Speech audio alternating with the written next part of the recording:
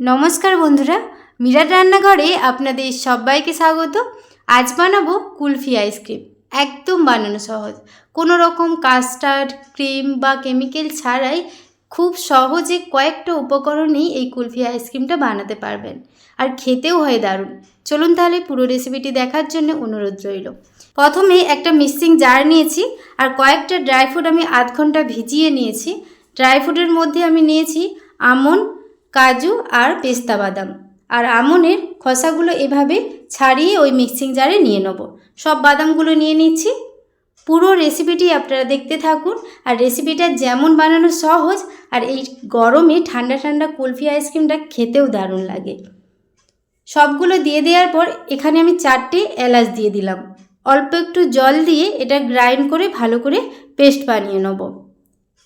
গ্যাসের মধ্যে একটা কড়াই বসিয়েছি, দিয়ে দিলাম 500 গ্রাম লিকুইড দুধ।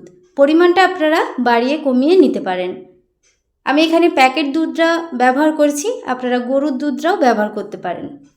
একটু হালকা দুধটা গরম হয়ে গেলে দিয়ে দিলাম 3 চামচের মতো গুঁড়ো দুধ।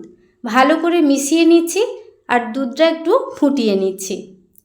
আমার চ্যানেলে আপনি যদি নতুন হয়ে থাকেন, প্লিজ আমার চ্যানেলটি সাবস্ক্রাইব করবেন আর পাশে থাকা বেল আইকনটা পুশ করে দেবেন আমার নতুন ভিডিও পাওয়ার জন্যে। দুধটা একটু ঘন হয়ে গেলে এর মধ্যে দিয়ে দিলাম চিনি।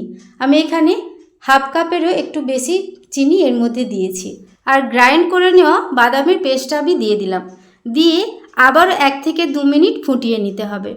যখন দেখবেন দুধটা এভাবে অনেকটাই ঘন হয়ে গেছে, এবার গ্যাসের ফ্লেমটা আমি অফ করে দেবো। অফ করে আগে থেকেই কয়েকটা ড্রাই ফ্রুট আমি ছোট ছোট করে কেটে নিয়েছি, এর মধ্যে আমি মিশিয়ে নেব। গ্যাসের ফ্লেমটা অফ করেই কিন্তু এই ড্রাই ফ্রুটটা মিশিয়ে নিতে হবে। মিশিয়ে নিলেই দুধের এখানে মানে কুলফি আইসক্রিম বানানোর জন্য দুধের ব্যাটারটা এখানে রেডি।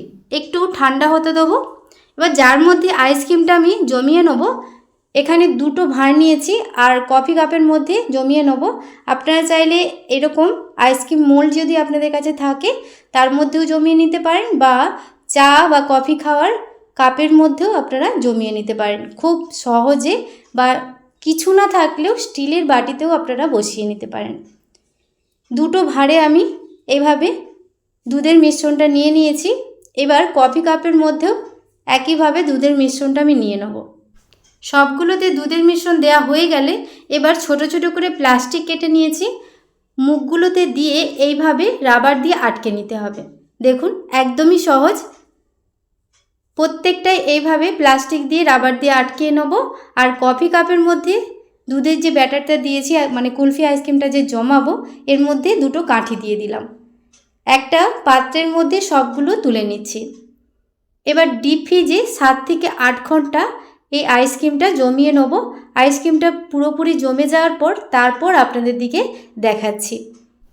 এখানে আমি সারা রাত আইসক্রিমটা জমতে বসিয়ে দিয়েছিলাম, সুন্দরভাবে জমে গেছে। এবার খুলে দেখাচ্ছি, দেখুন কত সুন্দর হয়েছে, খেতেও দারুণ হয়। আপনারা এইভাবে একবার বানিয়ে দেখবেন। আজকের এই কুলফি আইসক্রিমের রেসিপিটি আপনাদের কেমন লাগলো অবশ্যই কমেন্ট করে জানাবেন। আর ফেসবুক পেজ থেকে যদি আপনারা দেখে থাকেন, প্লিজ আমার ফেসবুক পেজটা ফলো করে পাশে থাকবেন। দেখুন কত সুন্দর হয়েছে। আপনারা শুধু কিন্তু কফি কাপের মধ্যেও জমিয়ে নিতে পারেন। প্রত্যেকটা কত সুন্দরভাবে জমিয়েছে, দেখতে যাতে ভালো লাগে একটু ড্রাই ফ্রুট ছড়িয়ে দিলাম। তৈরি হয়ে গেল দারুণ স্বাদের খুব সহজে কুলফি আইসক্রিম। আমি ভাঁড়েরটাও একটু কেটে দেখাচ্ছি, দেখুন কত সুন্দর হয়েছে। চলুন তাহলে আজকের মতো রেসিপিটি এ পর্যন্তই। সবাই ভালো থাকবেন, সুস্থ থাকবেন, সাবধানে থাকবেন। ধন্যবাদ।